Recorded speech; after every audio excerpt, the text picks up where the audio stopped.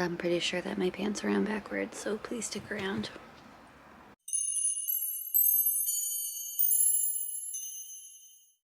Hi friends, my name is Claire and this is my channel, Woodshed Theory. Here, I make content about what it is like to live as an adult on the autism spectrum and whatever else feels good to me, so if that sounds good to you, or if you're feeling particularly gracious today, and I hope that you are, please go ahead and click the subscribe button. Ring the bell. I almost forgot to mention that I put out videos 3 times a week. Click the like, click the like. Hello, my dear friends. I know I don't need to feel embarrassed with you, right? That I'm sitting here having a second porch coffee this week and that my videos have just been complete in my eyes. I know that you guys don't care, that you just like to check in with me. We're a little community, but I just feel like I'm having trouble balancing everything that's going on right now. And I'm a little embarrassed because it's not like a lot. It's just a lot for me, you know? And that's embarrassing. If you're on the spectrum, maybe that's relatable to you. But I am embarrassed that I can't do a bunch of stuff at once like other people can do. Is that it? I do better if I'm doing my normal. But as soon as you add other stuff into it, I struggle to do it all. Even if there's plenty of time for everything, I just struggle with that. And you know what? I'm adult enough to say, yeah, I'm embarrassed by it. For example, so I've been working on, my website. I've talked a lot about that, but I haven't put a ton of work in it this weekend because we had a party we went to on Saturday, company on Sunday. Yesterday I was kind of recovering from that and doing trying to just get stuff done around the house. And we're having company today, which is great. Listen, I don't want anyone to ever think that I don't like company. I do want to see friends and family. It just strikes me that I get easily overwhelmed. And I need to be more organized, I guess is what I'm trying to get at. More organized to be able to get more done. Even if more is just like a normal amount. Oh, the other thing that's possibly getting to me is that I know that neurotypicals, like getting a website together, they'd be like, okay, give me a few months. That's totally fine. And it is, right? To figure stuff out, and you're hearing cats playing. But as a neurodiverse person, I'm like, I want it done yesterday. I want to just be able to sit down, hyper focus, and get it all done in a week. And let's go.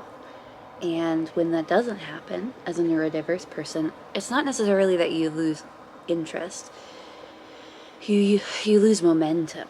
And so I'm trying to really work on not letting that happen. I've done it in my life before, right? I finished my degrees.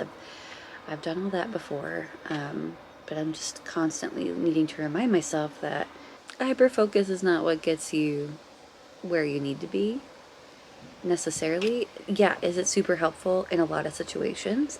Even situations that companies will pay you for. Yeah. There's also a place for the long-term time investment, and that's fine. Completely normal. Do you want to see how big Oscar is? Come here. Oh, you're getting too big to lift like that. This is Oscar, he's my pal. We love each other. I love them. I love the cat so much. Every night I come out to the porch and they fall asleep on me. How could that be bad? Tell me. It's just frustrating being on the spectrum sometimes because I love my ability to hyperfocus. I love my creativity. I love being me. But there's not always it's not always perfect. And having to realize that I'm not finishing projects because of my hyperfocus, because the hyperfocus is past, that's not always the best way to handle things. I'm glad that I can recognize in myself that hyperfocus isn't always the best way to get things done. I'm glad I went to therapy to learn that perfectionism isn't the best way to accomplish things. And I'm just learning. There's a lot of cat activity. Oh my goodness gracious. Bert, do you want to say hi?